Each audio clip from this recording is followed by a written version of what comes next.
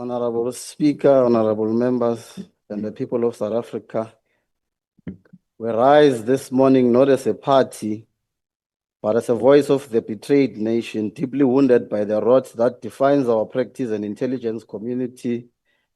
Lieutenant General Mkhwanazi revealed the unthinkable, that the minister placed on special leave has interfered directly with critical crime intelligence operations, that the investigations into politically motivated killings were deliberately dismantled, investigators sidelined, and dockets locked away to protect those with blood on their hands. What is more alarming is it is alleged that drug cartels and organized crime syndicates have infiltrated SAPS, crime intelligence, and the judiciary. Most recently, the president misled the nation on a serious security high risk for the country. Once Parliament, SAPS, NPA, and the judiciary are compromised and in cahoots with criminals, we don't have a credible government. Now, these allegations are a red flag of a deep state. Disturbingly, the morally and ethically questionable president delivered a carefully worded national address in defense of the CR 17 bank statements and Phala Phala. We rise with fever and anger, grounded in the blood of soaked soil of our struggle to oppose this vote. It remains a crater of corruption, secrecy, and betrayal. Let it be said clearly that this is not a vote for safety, it is a vote for surveillance, a vote for suppression, a vote to shield the corrupt from the consequences of their treason. This vote has become a tool of domestic control, not of national security. State security should refer to safeguarding of the country's sovereignty, constitutional order, territorial integrity, and the safety of its citizens against internal and external threats. However, its true meaning beyond the official definition depends on how it is implemented, who controls it, and whether it serves the people or the elite or the criminal syndicates and organized crime.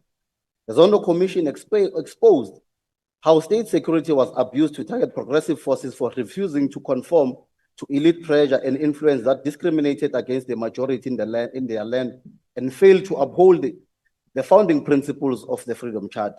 It became a tool used to settle political scores and character assassinate rather than upholding the constitutional obligations. Instead, the intelligence services were used for factional ANC battles, targeting journalists and activists, including whistleblowers, but also manipulating political outcomes. House Chairperson, Vote 8 is a disaster. It fails to address private security industry regulatory authority, which uncovered secret, uncredited military-style training camps near White River in Mpumalanga, where MDSS, where around 95 Libyan nationals undergoing training were arrested. They had entered South Africa claiming to be security guard trainees under student visa while having extensive training by unaccredited and foreign-trained instructors. These terrorists were admitted under misrepresented student visas, revealing cracks in visa check systems. Now, these are real dangers to state security and cannot be deliberately ignored. The SSA, once tasked with defending democracy, it is now an ANC political instrument. Over 1.5 billion remains unaccounted for from looted special operations. These are no prosecutions, there are no prosecutions, no reforms, and hence no consequence management. Parliament is forced to vote on a classified budget that even the Joint Steering Committee of Intelligence cannot meaningfully scrutinize. 11 billion in 2025-26 for early retirement, yet there are no structural overhaul and add-on plans for workforce rejuvenation. This is not reform, but is a formula to recycle rot. The defense intelligence has become a marginalized in strategic planning, especially in cross-border threats and regional instability. The collapse of intelligence coordination in peacekeeping operations like in the DRC has exposed South African soldiers to danger with no threat detection capability. With several cases of theft, sabotage, and security breaches in military bases have occurred, including the theft of weapons, where defense intelligence was unable to detect these activities. This budget is a betrayal of citizens, even those that sit in the DAG, and you cannot deny this. In your secret palace, and time of reflection, my words will resonate with you with these absolute truths. The true meaning of state security lies not in how it's defined on paper, but in how it is practiced. It should never become a tool for authoritarian control or elite protection, but a service that empowers a safe, just, and inclusive society. Compatriots, the state security serves the people. Until the budget serves the grassroots, not the elite, until these intelligence services are transformed, not recycled, we say no to vote aid, no to tyranny and fear, cloaked in the term of national security. The fires of our struggle continues to burn. We, the disciples of change and bearers of the spear, vehemently reject this vote and demand the immediate arrest of the president and his corrupt minister. I thank you. Thank you. The next speaker is the Honourable Kohler.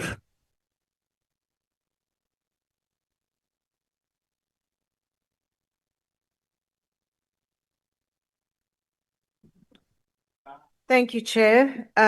There appears to be an infinite number of moving parts spinning out of control within the SAPS today. As the accusations swarm about us, preemptively claiming crimes committed by every single player, it would be unwise indeed to predetermine the outcome. I've had to rewrite this budget speech repeatedly, sometimes hourly. Let's start with the fact that it took a year for the Joint Standing Committee on Intelligence to be constituted. As we know from bitter experience, in a vacuum, there is no resistance to the inevitable South African free-for-all. Money was splurged, stolen, and misused. We should have been there to oversee crime intelligence. I'm sure you've all read the newspapers. The State Security Agency was outed for mass looting during the Zondo Commission. The Defense Intelligence, think of our SANDF members killed in the Congo. 2 months before the creation of the committee, I wrote to the Inspector General of Intelligence and asked about the purchases by crime intelligence of at least 2 questionable, very expensive properties in the suburbs of Pretoria and Durban. I checked and they had failed to consult with the Minister of Public Works before making the purchases. I found myself asking what it could possibly be that they intended to do with a 22.7 million rand, 24-bedroom, 5-star hotel in Pretoria. While I may not speak of the final report of the IG as it was presented to the JSCI, the extent of the purchases has now been revealed in great detail in the media. The picture is far, far darker than I first imagined. And as we've already seen, and as with every such episode I've watched over the years, we are hearing claims and counterclaims while the Twitterati shoot-to-kill reputations through kangaroo courts without a shred of evidence. 3 weeks ago, there were 7 crime intelligence arrests, in fact, the whole top structure, not in relation to the building purchases yet, but in relation to the hiring of a lady from BMW. One of those arrested had actually been arrested a week prior in connection with a saga that somehow involved a hooker, a gun, a laptop, and a cell phone. Then on Sunday, the president announced not the suspension of Lieutenant General Mkhwanazi, who had the world thinking we had a coup on our hands, or the firing of the minister, facing claims that he had colluded with a criminal syndicate and interfered in various high-level investigations, but the formation of yet another judicial commission. The minister is, however, to sit at home on full pay, watching his 2027 presidential ambitions circle the drain. A quick reminder of the billion rand arrest-free Zondo Commission. We know that after the Zuma incarceration for contempt of court came the riots, lootings, and murders. We gave up asking where the intelligence services had been during that time and why they hadn't put the fire out before it became a 21 billion rand conflagration. The 7 CI arrests were, I'm convinced, just the tip of a very large iceberg looking to sink careers indiscriminately. Sprinkled throughout these budget debates have been references to possible criminal activities by various ministers, something the president should have, in my opinion, dealt with on Sunday evening. So while crime intelligence is imploding, the State Security Agency opened the window for expertise to fly out, and fly it did. Back in November last year, many insiders came to me and to others with claims that the minister told a gathering of senior SSA officials that anyone over 50 must take early retirement, take a package or be fired, basically. So they went, and now the SSA is surely scrambling to replace the massive loss of intelligence expertise. Now, juniorization is the catchphrase of the day. Give the youngsters a chance, but this in the full knowledge that decades of experience cannot be rushed and the lack thereof could endanger lives. There was, of course, no JSCI to dig out the truth of the situation. Ultimately, a pivotal issue such as this should have been required to have at least the backing of the JSCI and operational committee. Allegations are also swirling around the same minister in Ntshavheni with reference to a time as municipal manager of the Phalaborwa local municipality in Limpopo. This started as a small investigation, but morphed into a massive 80 million rand corruption probe and now sits with the NPA. Now, is this, in the end, all about the wrecking of various presidential ambitions? If so, who's behind it? Another presidential hopeful? Of course, there are loud denials flying around about the so-called Operation Sibonkolo, which was alleged to have been formed by the SSA officials aimed at undermining various political ambitions, with our minister, so the claims go, allegedly behind it. Deny, deny, deny. This isn't my first rodeo, and it wouldn't be the first or even the second time the SSA was used for a particular political agenda. The high-level review panel report determined that the SSA was open to abuse to achieve the political ends of individuals within the ANC. We all know that minister after minister after minister has been seen to weaponize the SSA for their own gains while feeding in scores of unqualified family members. Fair's fair. There is absolutely no evidence whatsoever that this current minister has ever followed that particular tradition. But the very integrity of our entire criminal justice system is on trial as we speak. So here we are. After all that bluster, a minister at home, another ministerial salary being paid, many fingers are crossed that this will all blow over and that we will have lost interest when in a year or more, we may or may not discover the truth. Thank you. South Africa is heating up politically, and this time the MK party is turning up the temperature. In a stunning move that sent shockwaves across the country, the MK party has called for the arrest of none other than President Cyril Ramaphosa and Police Minister Senzo Mchunu. Now, these are not small accusations, they're targeting the very top of South Africa's leadership. So, what's going on, and why is this happening now? Let's start with the context.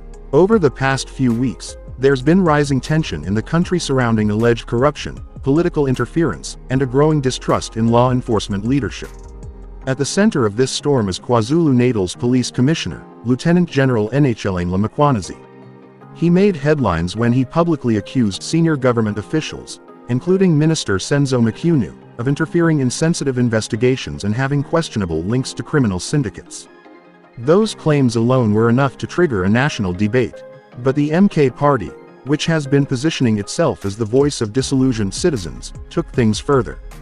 They now argue that Ramaphosa and Mchunu should not only be investigated, but that their actions warrant immediate arrest.